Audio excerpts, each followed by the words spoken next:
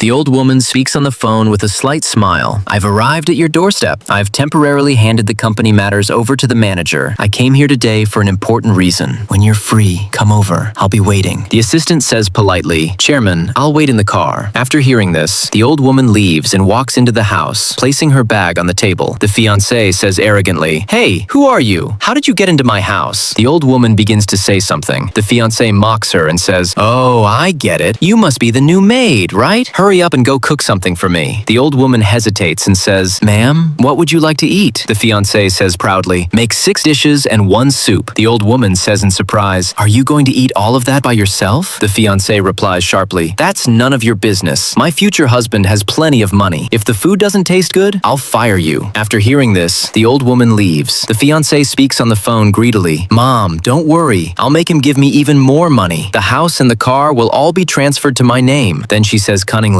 And yes, he also has a company. When the time comes, I'll bring all of our relatives into the company. Then his company will also fall under our control. And in the end, I'll leave him, and he won't get anything. After saying that, she hangs up the call. Then she looks at the table and says, The food is okay, but where's the soup? The old woman says worriedly, There are no vegetables left in the house. The fiancé angrily says, Then you should have gone out and bought some. Pack your things right now and get out of here. You're fired. The old woman silently starts taking off her apron. At that moment, Michael walks into the house. The fiancé happily says, Honey, you're back. The old woman steps forward and says confidently, Son, I need to talk to you about something important. I just overheard on the phone that your fiancé wants more money and wants the house and the car transferred to her name. She's also asking for a house for her brother. Michael says in shock, What? The old woman says firmly, She wants to bring all of her relatives into the company, and once everything is in her hands, she plans to leave you. The fiancé nervously says, Honey, that's all a lie. Are you going to believe me or this maid? Michael says angrily, She's not a maid. She's my mother. The fiancé stammers in shock. What? You're my mother-in-law. I didn't recognize you. Please forgive me. Michael says sternly, Is what my mom said true? The fiancé says quietly, I thought she was just a maid, so I spoke without thinking. Michael says with anger and disappointment, If my mother hadn't witnessed all this today, would I ever have seen your true face? I gave you everything. Love, respect, comfort, but you turned my love into greed. You treated my mother like a servant and bullied her. A good person would never mistreat someone weaker than themselves. The mother says with dignity, Son, relationships are not built on money, but on character. A person who doesn't respect others can never truly belong to anyone. I cannot accept a woman like this as my daughter-in-law, someone blinded by greed and selfishness. A mindset like that can also corrupt the next generation. Michael makes his final decision and says, You are not worthy of building a future with me. Pack your things and leave this house. Friends, if you were in Michael's place, would you trust your fiancé or confront her immediately?